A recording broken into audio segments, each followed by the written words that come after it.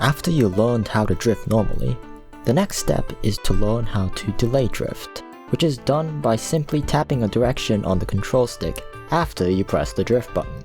Now you want to tap your controller toward the part that your character is right about to touch the floor, which is the 14th frame after you press R, or the 17th frame out of a wheelie. And that's actually it. Now the fun part, trying to understand what exactly makes this faster, and therefore also realize when not to use it. Here's a diagram of a perfect delay drift and a normal drift. As you can see, the arc on the delay drift is far more friendly to a 90+ degree turn, and a normal drift is better for anything less than that. If you watch BKTs of any sort, you'll see some areas, like the final 2 turns before the ramp on Toad's Factory Lap 3. The bends are too short and sharp for a double drift, but long enough that Luke has to hold onto a fully charged mini turbo for a little bit. Then he goes on to take the second turn without delay drifting and still gets a mini turbo.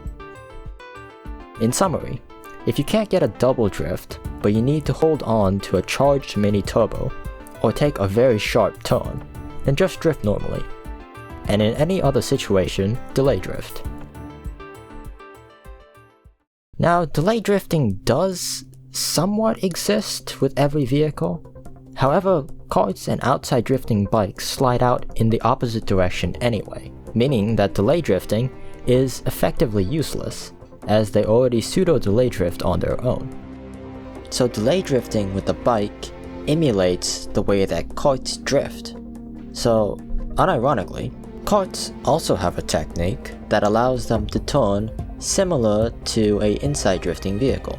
You do something I'm gonna call a double hop drift, which is when you start a drift in one direction, then quickly drift again while still holding the same direction. It's an elegant way of taking a sharper turn with karts and outside drifting bikes, and could be considered the opposite of a delay drift. Again, I feel like I'm kicking the can down the road, but I'll talk more in depth about the differences between karts and bikes in a future video.